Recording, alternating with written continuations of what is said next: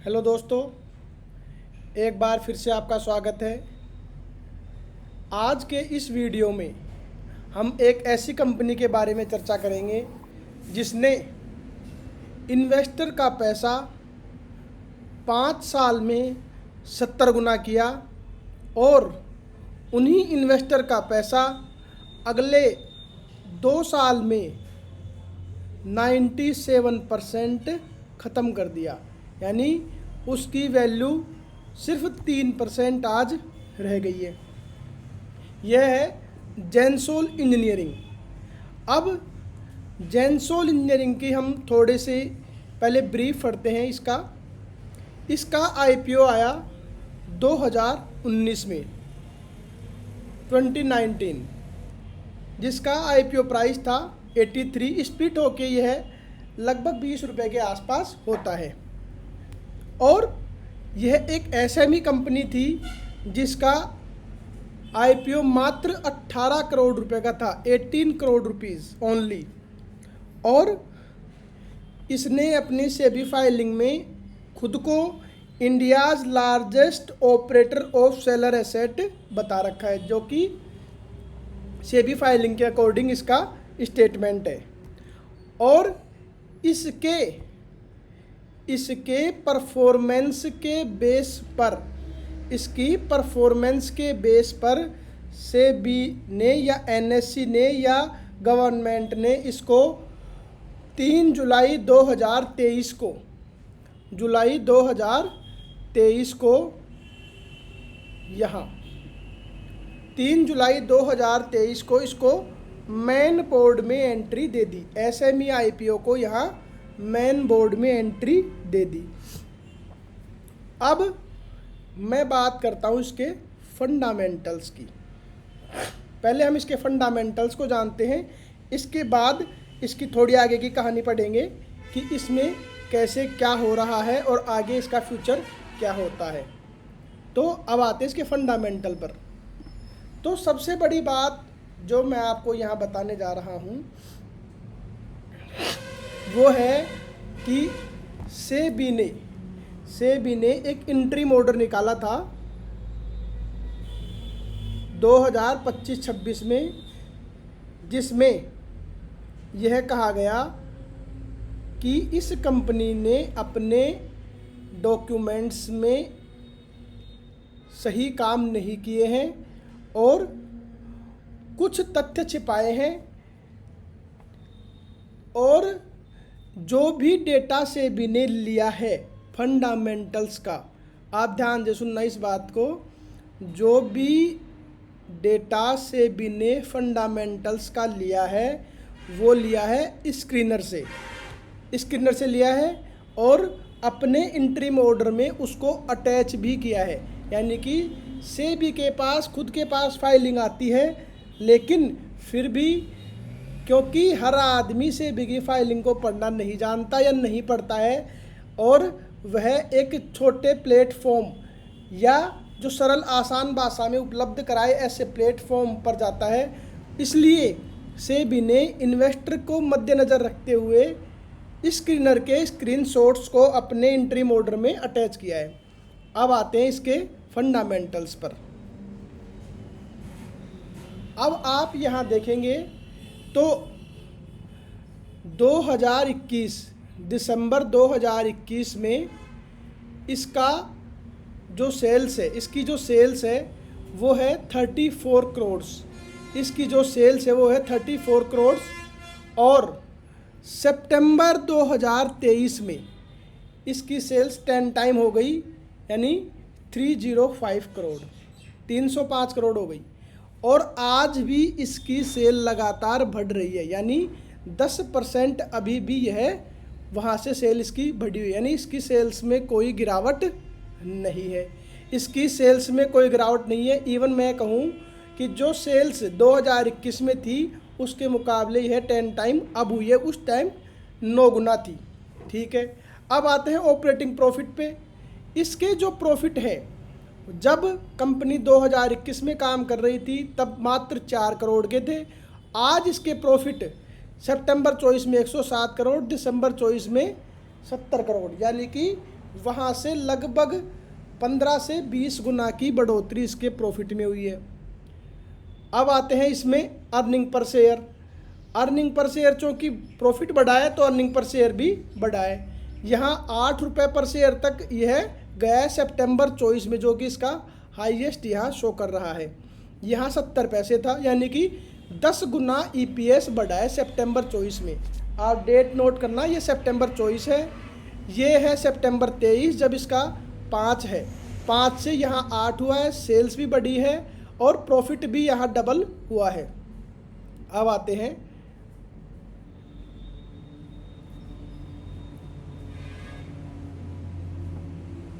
Cash from operating activities. यहाँ कोई ज़्यादा इसमें उतार चढ़ाव नहीं आ रहा है, इसमें कोई ज़्यादा उतार चढ़ाव नहीं है।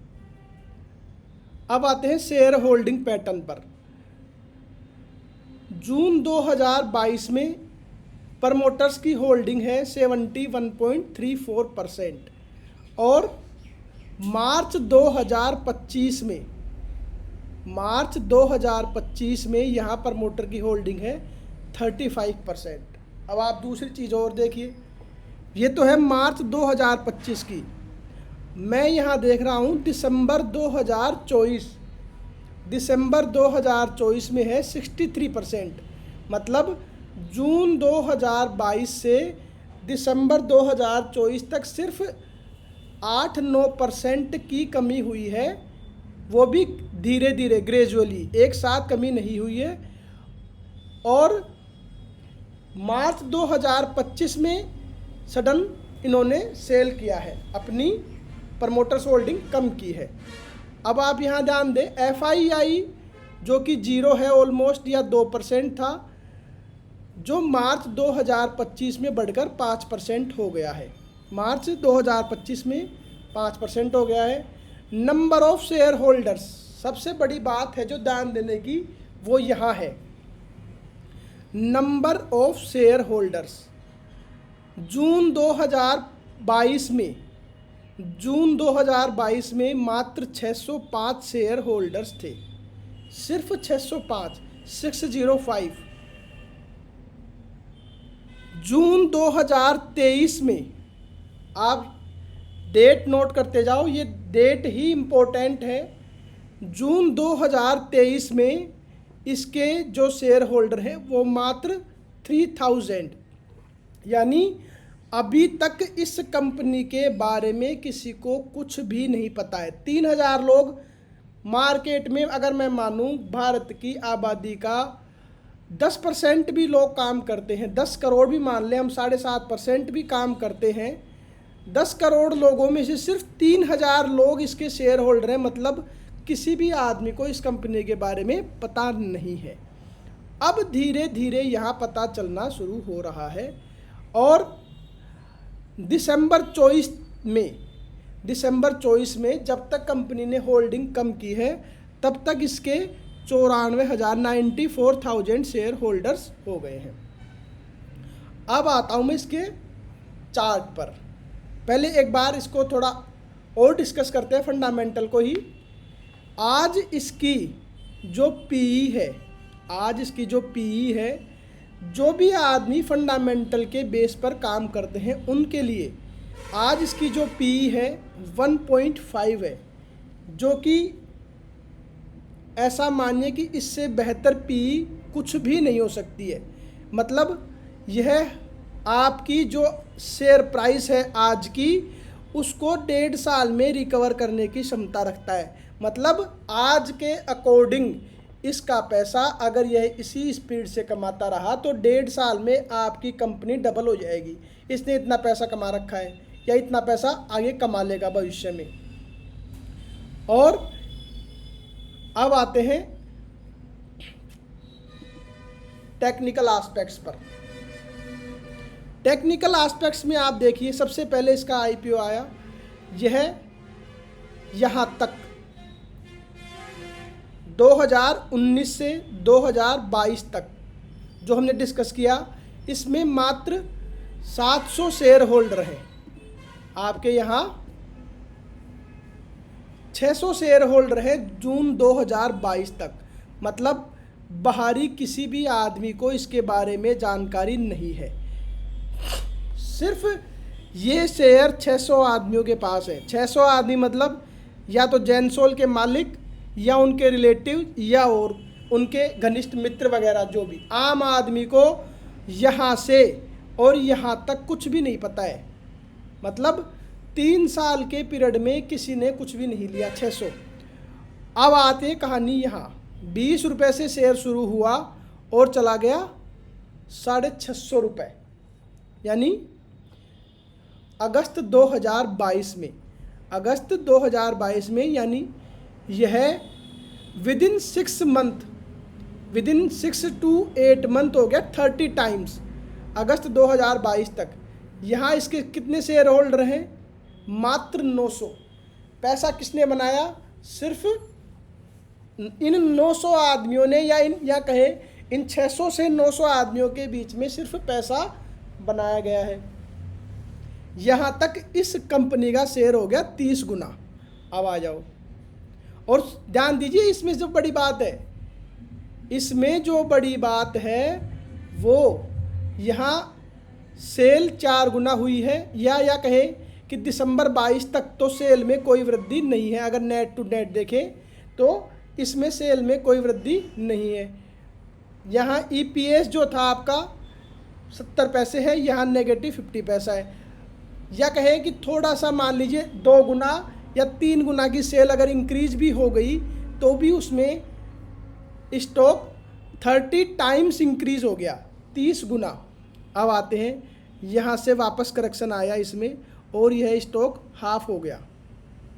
अब आ जाइए जून 2023, जुलाई 2023 में, जून 2023 में जुलाई 3 को, 3 जुलाई 2023 को यह मेन बोर्ड पे लिस्ट हो गया। यानी अब यह सिर्फ बीएससी का नहीं रहा, अब यह एनएससी और बीएससी दोनों पर ट्रेड होने लग गया।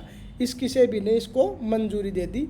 यह स्टॉक यहाँ से 30 गुना पर ट्रेड कर रहा है जून 2023 में। अब आ जाइए जून 2023, जून 2023 में यह सेल है इसकी, जो कि प्राइमरी सेल जो हमारे को शो हो रही है दिसंबर 21 से यहाँ हो गई है लगभग 4 से 5 गुना। ठीक है। अब आते हैं सितंबर 23 में 305, यानी यहाँ सेल और दुगनी हो गई।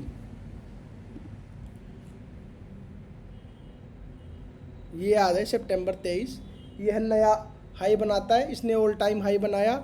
और अब जिसका आईपीओ था उसके स्टॉक की प्राइस हो गई यहाँ से 40 टाइम्स। अक्टूबर 2023 में यहाँ से स्टॉक की प्राइस हो गई 40 टाइम्स। ये 40 टाइम्स बहुत बड़ी प्राइस होती है विदिन 4 ईयर्स, 4 साल में 40 गुना पैसा। अब आते हैं वापस, अब इसकी सेल ऑलमोस्ट कांस्टेंट है, 1 क्वार्टर को छोड़ के, या इंक्रीज हुई है, या तो इंक्रीज हुई है या कांस्टेंट है। एक्सपेंसेस भी कांस्टेंट है, प्रॉफिट लगातार इंक्रीज हो रहा है और अर्निंग पर शेयर भी इसकी इंक्रीज हो रही है। अब आते हैं इसके फंडामेंटल में। फरवरी 24 में इस स्टॉक ने हाई बनाया 1400 रुपये का, 1377, 1400 रुपये का इसने हाई बनाया। मतलब जो इसका आईपीओ प्राइस था उसका 70 टाइम्स इसने हाई बनाया फरवरी 24 में। अब आ जाइए आप फरवरी 24 में, यानी ये मार्च 24, इसकी सेल्स उससे ज़्यादा बढ़ी हुई है, प्रॉफिट भी ज़्यादा बढ़ा हुआ है।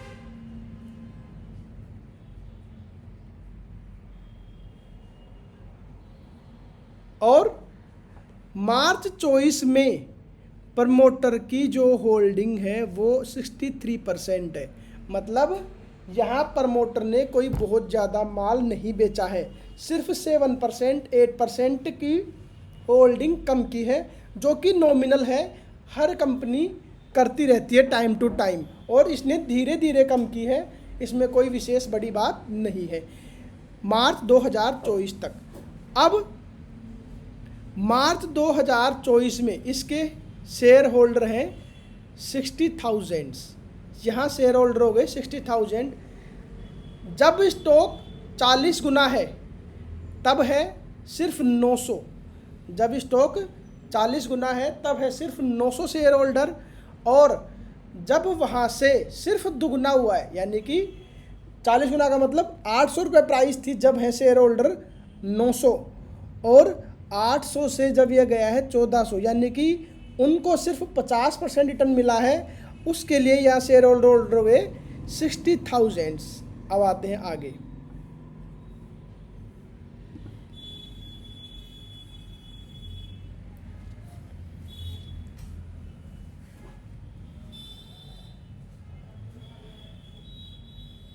जून 2024, अब हम इसको डिस्कस करते हैं। जून 2024 में इसका फॉल शुरू होता है, इसका फॉल शुरू होता है, और यह आता है कि इस कंपनी में कुछ न कुछ गड़बड़ होना शुरू हुई है, लेकिन इसके लिए कोई ऑफिशियल ऑर्डर नहीं आता है, इसके लिए कोई ऑफिशियल ऑर्डर नहीं आता है। और लेकिन जो आपका चार्ट है,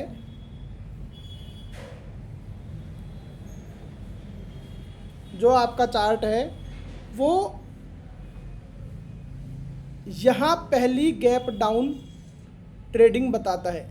2 मार्च 2024 को यहाँ पहली गैप डाउन ओपनिंग बताता है। तब तक भी कुछ भी पब्लिक में किसी तरीके की कोई जानकारी यहाँ नहीं आती। हम बात कर रहे हैं 2024 में, 2024 में यहाँ किसी को कोई खबर नहीं है। उसके बाद यह लगातार गैप डाउन में ही एक एक्यूमुलेशन कर रहा है, और यहाँ तक भी किसी को कोई खबर नहीं है। अगस्त 2024 में हम आ गए, यहाँ तक किसी को कोई खबर नहीं है। और अब आ जाते हैं हम दिसंबर 24, 700 प्राइस है इसकी। दिसंबर 24 में भी 700 की प्राइस पर भी प्रमोटर्स के पास 63% की होल्डिंग है, और 63% की होल्डिंग है, और यहाँ भी सेल्स लगातार बनी हुई है। सेल्स में कोई दिक्कत नहीं है, ना प्रॉफिट में कोई दिक्कत है, ना अर्निंग पर शेयर में कोई दिक्कत है। मतलब सितंबर 24 तक कंपनी के कोई भी रिकॉर्ड में किसी भी तरीके के फंडामेंटल में कोई दिक्कत नहीं आ रही है। और जो 50,000 लोग एंट्री करे थे बाद में, उनकी शेयर प्राइस अभी भी यहाँ पर 800 तक बनी हुई है। मतलब वो इस स्टॉक के चार्ट को देख के यहाँ एग्जिट ले सकते हैं। अब आता है बाद में, यह स्टॉक लगातार गिरना शुरू होता है। यहाँ एक फॉलिंग विंडो बनती है फरवरी 25 में, उसके बाद दोबारा गैप डाउन, उसके बाद यहाँ मार्च 2025 लगातार यहाँ गैप डाउन और लोअर सर्किट्स लग रहे हैं, लोअर सर्किट्स लग रहे हैं। उसके बाद 20 अप्रैल के आसपास, 20 अप्रैल के आसपास खबर आती है कि जेंसोल के खिलाफ कॉरपोरेट मंत्रालय की जांच शुरू, यानी कि इन्होंने फाइनेंशियल रिकॉर्ड्स और एक्सचेंज फाइलिंग्स में कुछ गड़बड़ियां की है।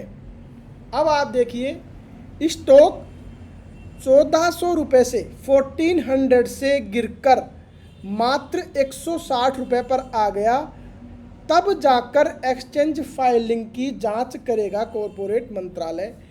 यह खबर मार्केट में आ रही है। मतलब इन्वेस्टर्स का पैसा यहाँ पर, इन्वेस्टर्स का पैसा यहाँ पर 10% ही रह चुका है। 90% कैपिटल वाइप ऑफ हो गई जिन लोगों ने शेयर ऊंचे भाव पर खरीदा। अब आप देखिए कि 90% कैपिटल, 90% कैपिटल वाइप ऑफ होने पर एक्सचेंज जांच बिठा रही है, और पब्लिक को बताया जा रहा है कि इसमें यह गड़बड़ी हो रही है। जो भी इन्होंने गड़बड़ियाँ की हैं, जो भी इन्होंने फर्जी लोन के कागज़ दिखाए हैं, जो भी चीज़ इन्होंने ब्लू स्मार्ट कंपनी के नाम से गाड़ियाँ वगैरह खरीद के, फ्लैट वगैरह खरीद के इन्होंने जो भी की है, उसके लिए इसका इंटरिम ऑर्डर आया है।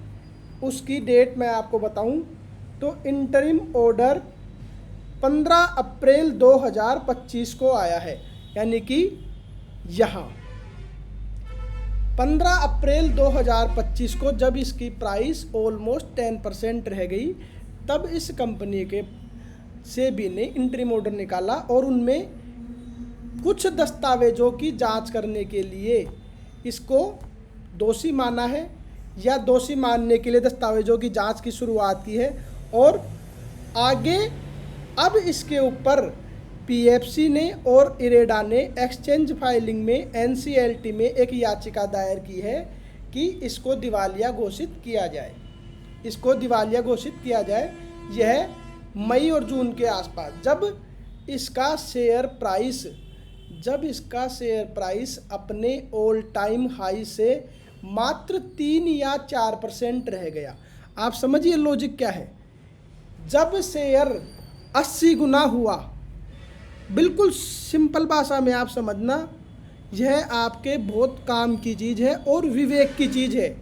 आप इसको साधारण मनुष्य के तरीके से ना सोच के थोड़ा एडवांस सोचें कि जब यह स्टॉक 80 गुना हुआ तो क्या किसी अधिकारी की नज़र या किसी भी ऐसे इन्वेस्टर की नज़र या जो भी बड़े लेवल पर काम कर रहे हैं उनकी नज़र इस स्टॉक पर नहीं पड़ी? बिल्कुल पड़ी है, 100% पड़ी है। लेकिन वो सब आपस की बातें हैं। इन्वेस्टर यहाँ धोखा कैसे खा रहा है? अब जब 13 मई के आसपास इन्होंने फाइलिंग में कहा कि हम इसके ऊपर दिवालिया कार्रवाई चाहते हैं, दिवालिया कार्रवाई चाहते हैं, मतलब यहाँ अब इन्वेस्टर का पैसा मात्र 3-4% रह गया। और देखो अखबार में खबर कब आती है? जब इन्वेस्टर का पैसा 10% रह गया। और कार्रवाई की बात कब आती है? जब इन्वेस्टर का पैसा 2 से 3% रह जाता है, तब इस कंपनी को फ्रॉड करने की या दिवालिया घोषित करने की बात आती है।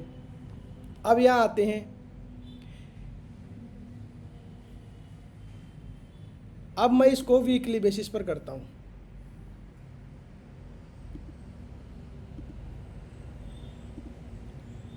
अब आप इसको ध्यान से देखिए,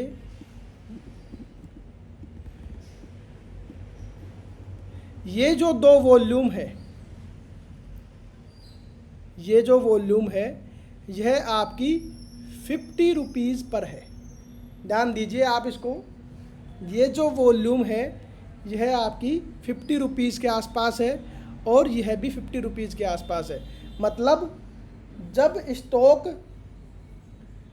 सिर्फ 4% रह गया, जब स्टॉक सिर्फ 4% रह गया, तब यहाँ वॉल्यूम आ रही है। मतलब इन्वेस्टर जो रिटेलर था वो अपना माल सब निकाल चुका। क्यों? अब यह कंपनी दिवालिया कार्रवाई में घुस चुकी है, दिवालिया कार्रवाई में घुस चुकी है। अब यहाँ एक बार थोड़ा और झटका दिया, अब यह इस तरीके से राइजिंग 3 मेथड यहाँ बना लेगा। ये पूरी कैंडल यहाँ अपीयर हो जाएगी, जो मैं आपको बना के दिखाऊं।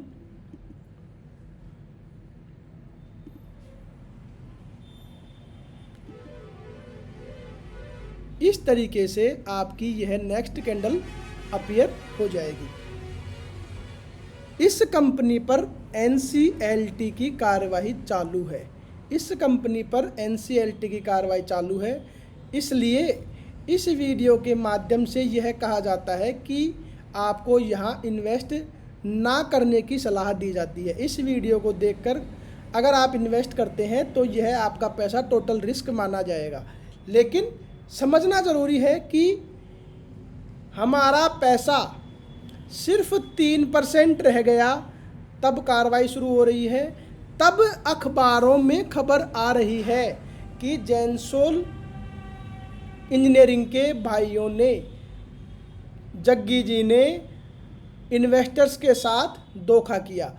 अगर यह खबर जब आ सकती थी कि जब इन्वेस्टर्स का पैसा 80 गुना हो रहा है तो 80 गुना होने के पीछे क्या रीज़न है, तब इन्वेस्टर्स को क्यों नहीं बताया गया कि 80 गुना होने पर इस कंपनी में कोई झोल हो सकता है। और इसकी पी, जो आदमी फंडामेंटल के बेसिस पर काम करते हैं वो इसकी पी ज़रूर देखें। इसकी पी 1.5 है। और एक और बात बताता हूँ, आज इस कंपनी का जितना मार्केट कैप है 159 करोड़, उससे ज़्यादा इसके पास कैश है 254 करोड़ का। यानी कि 159 करोड़ की कंपनी है, 254 करोड़ का इसके पास कैश है एज पर स्कैनर डेटा। और इसकी सेल्स में कोई गिरावट नहीं है, इसके अर्निंग्स में भी कोई गिरावट नहीं है। देखिए, अब मैं आपको दूसरे कुछ शेयर्स दिखाता हूँ जिसमें ऐसा होता है और इन्वेस्टर्स का पैसा हमेशा के लिए चला जाता है। जैसे मान लीजिए मैं आपको दिखाऊं, यहाँ सुज़लोन एनर्जी। अब मैं इसको क्वार्टरली बेसिस पर करता हूँ। अब आप यहाँ देखिए, इन्वेस्टर्स का पैसा 426 रुपये, 426 रुपये इसका हाई, 420 रुपये इसका हाई, इसका लो 1.5, मतलब इन्वेस्टर कंगाल। लेकिन हुआ कुछ भी नहीं है, ये वापस अपनी यात्रा पर जा रहा है, वापस अपनी यात्रा पर जा रहा है। आर पावर सेम, हुआ कुछ भी नहीं। लेकिन इन्वेस्टर का पैसा 300 रुपये से 50 पैसे 1 रुपये, कुछ नहीं बचा, 0.5% भी नहीं बचा।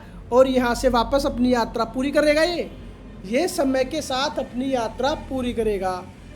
आपको खबरों के माध्यम से माल चिपकाया जाता है या माल निकलवाया जाता है, आप सतर्क हो जाइए। फंडामेंटल कुछ भी नहीं होता है, आपको चार्ट सब कुछ बोलेगा। फंडामेंटल सिर्फ और सिर्फ आपको बेवकूफ़ बनाने के लिए है। अगर जो भी आदमी फंडामेंटल के बेस पे काम करते हैं तो भारत की लिस्टेड कंपनियों में से इससे बेहतर किसी कंपनी का फंडामेंटल नहीं है जो डेढ़ साल में आपका पैसा लाने की हिम्मत रखती है। एक्सेप्ट इसका केस एनसीएलटी में ना हो, क्योंकि इसका केस एनसीएलटी में है और यह फ्रॉड के केस में फंसी हुई है। अदरवाइज फंडामेंटल जो कह रहा है वो यही है कि इससे बेहतर कंपनी भारत में नहीं है। मैंने आपको लास्ट वीडियो में 5 एग्जाम्पल दिए थे। जेनेको था, MICEL, ISWL, SAL स्टील और मेगासॉफ्ट।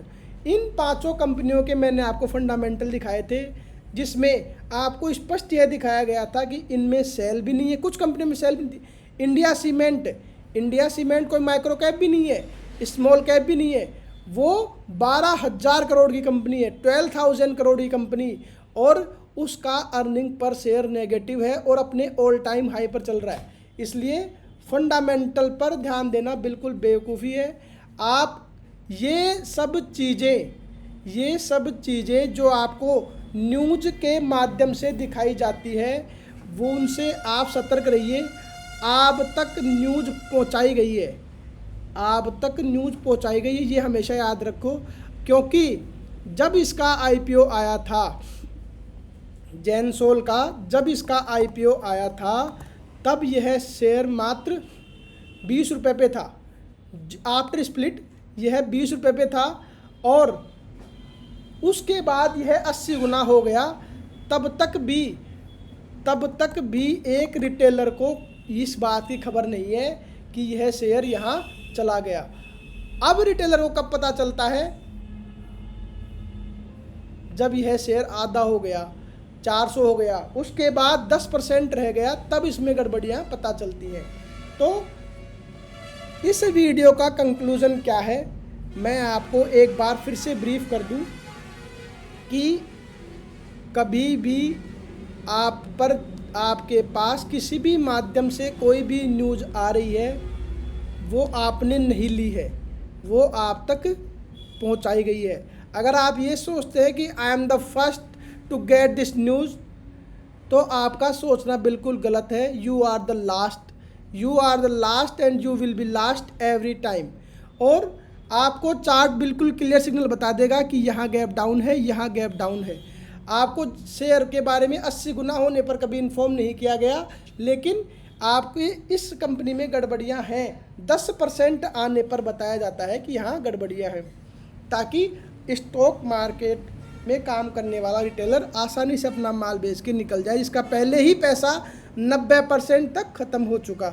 दूसरी चीज़, फंडामेंटल होते हैं, ऐसा नहीं है कि फंडामेंटल नहीं होते हैं, काम भी करते हैं, लेकिन कब, जब तक बहुत देर हो चुकी होती है। फरवरी 2024 के बाद से इस स्टॉक में, फरवरी 2024 के बाद से इस स्टॉक में सेल्स भी इंक्रीज है, प्रॉफिट भी इंक्रीज है, अर्निंग पर शेयर भी इंक्रीज है, इसका पीई भी कम है, इसके पास कैश भी है। इसके बावजूद भी यह कंपनी पेंदे में घुसी हुई है। इसका मतलब फंडामेंटल कब आ रहे हैं? जब यह टॉप पर है, जब यह टॉप पर है, आपके कोई काम नहीं आ रहे हैं। इसलिए stock market is more psychological than technical and not fundamental at all. Not fundamental का एट ऑल का मतलब यही है कि फंडामेंटल होते हैं, लेकिन उनका इम्पैक्ट चार्ट पर बहुत पहले ही आ चुका होता है। कई बार तो 2-2, 3-3 साल पहले ही फंडामेंटल पर इम्पैक्ट आ चुका होता है। आप इस वीडियो को देखने के बाद अपना कंक्लूजन निकालें और कमेंट बॉक्स में ज़रूर बताएं कि यह आपको वीडियो कैसा लगा, ताकि मैं आपके लिए हर दिन कुछ नया बना सकूं और आपको अवेयर कर सकूं कि स्टॉक मार्केट कैसे काम करता है, आपको कैसे काम करना चाहिए। ये सब चीज़ें बहुत ज्ञान की हैं। आप वीडियो को ध्यान से देखिए, तसल्ली से देखिए, आपको काम करने का मज़ा मार्केट में तभी आएगा। और आप न्यूज़ देखना अगर बंद कर सकते हैं, अगर आप में क्षमता है बंद करने की, तो बंद कर दीजिए। सिर्फ और सिर्फ सेबी की जो गाइडलाइंस है, सेबी की जो गाइडलाइंस है उनको फॉलो करो, गवर्नमेंट की गाइडलाइंस को फॉलो करो। आप किसी भी सोशल मीडिया प्लेटफॉर्म पर जो न्यूज़ आती है उसको देखना बंद कर देंगे तो आपके फ़ायदे की बात रहेगी। आज के इस वीडियो में इतना ही। धन्यवाद।